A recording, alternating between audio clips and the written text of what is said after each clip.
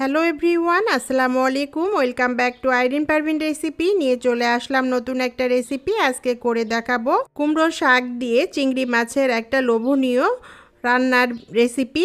আর এটা থাকলে সেদিন আর অন্য কোনো তরকারির প্রয়োজন পড়ে না।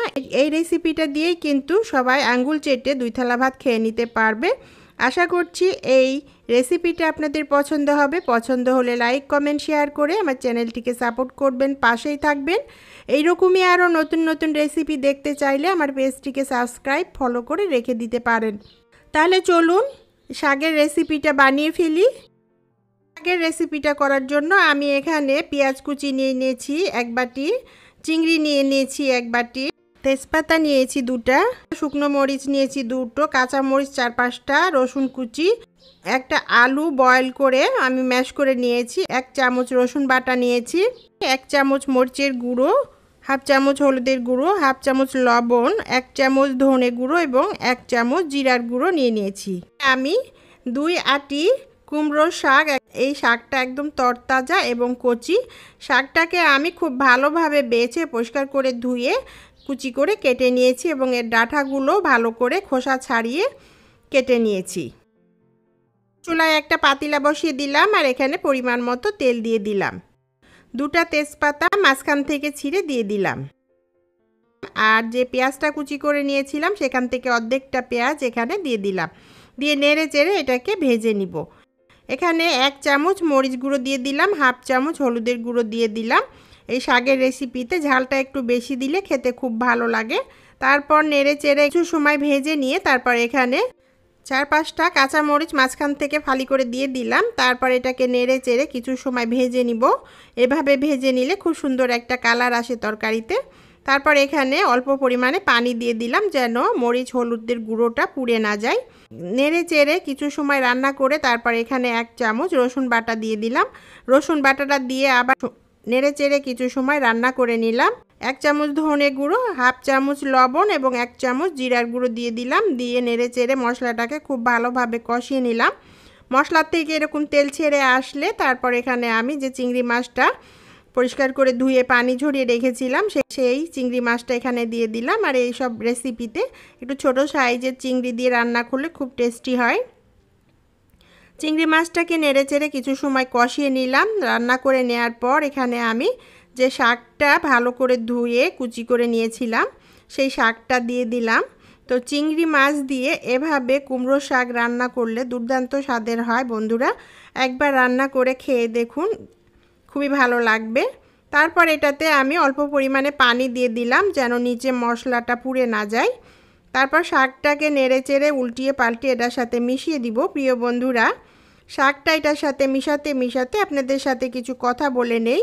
আমার পেজে যেসব বন্ধুরা নতুন আছেন এবং ইউটিউব থেকে দেখছেন সেই সব বন্ধুদের রিকোয়েস্ট করব একটা সাবস্ক্রাইব করে দেওয়ার জন্য। ফেসবুক থেকে যেসব বন্ধুরা দেখছেন সেই সব বন্ধুদের রিকোয়েস্ট করব একটা ফলো দিয়ে দেওয়ার জন্য।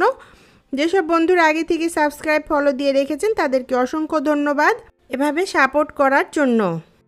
আপনাদের সাপোর্ট আমার চ্যানেলটিকে অনেক দূর এগিয়ে নিয়ে যেতে সাহায্য করবে, আমার স্বপ্নগুলো পূরণে সাহায্য করবে।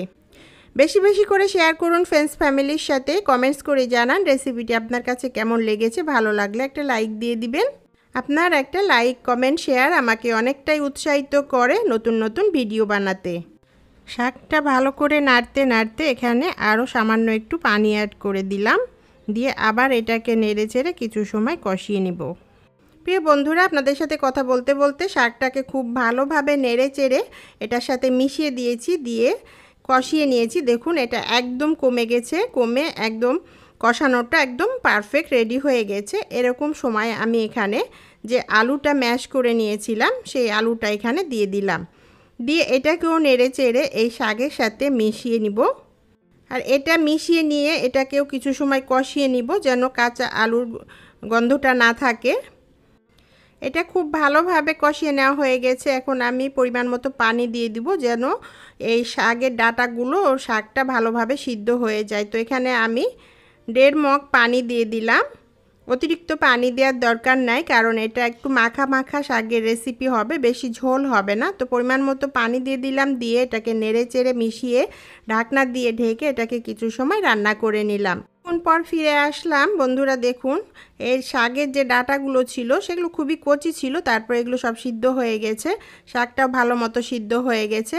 এখন এই শাকটা অন্য চুলায় রেখে আমি এই চুলায় আরও একটা প্যান বসিয়ে দিলাম, আর এখানে পরিমাণ মতো তেল দিয়ে দিলাম, 2টা শুকনা মরিচ মাঝখান থেকে ফেলে দিয়ে দিলাম, আর রসুনের কুচি দিয়ে দিলাম। রসুনের কুচিটা কিছু সময় ভেজে নিয়ে তারপর এখানে আমি পেঁয়াজ কুচি দিয়ে দিলাম। পেঁয়াজ আর রসুনটা বেশি করে দিলে খুব সুন্দর একটা ফ্লেভার আসে। তারপর এটা নেড়েচেড়ে খুব সুন্দরভাবে ভেজে নিলাম। এরকম সুন্দর গোল্ডেন কালার চলে আসলে এই ফোড়নটা বা এই রসুনের ফোড়নটা আমি শাকের মধ্যে দিয়ে দিলাম।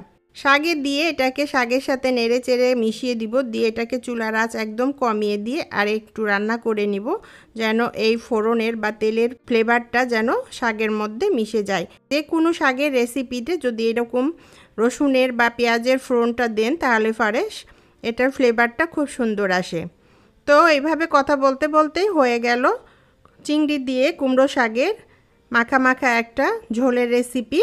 তো শাকের এই রেসিপিটা একটা প্লেটে আমি সার্ভ করে দিলাম, আর আজকে গরম ভাতের সাথে এই শাকের রেসিপিটা দারুণ জমে গেছিলো। আপনারাও একদিন এভাবে বানিয়ে ট্রাই করে দেখুন, অসম্ভব মজার হয়। ভালো লাগলে লাইক কমেন্ট শেয়ার করে আমার চ্যানেলটিকে সাপোর্ট করবেন, পাশেই থাকবেন। আবার দেখা হবে এরকমই নতুন কোনো রেসিপির সাথে। আল্লাহ হাফেজ।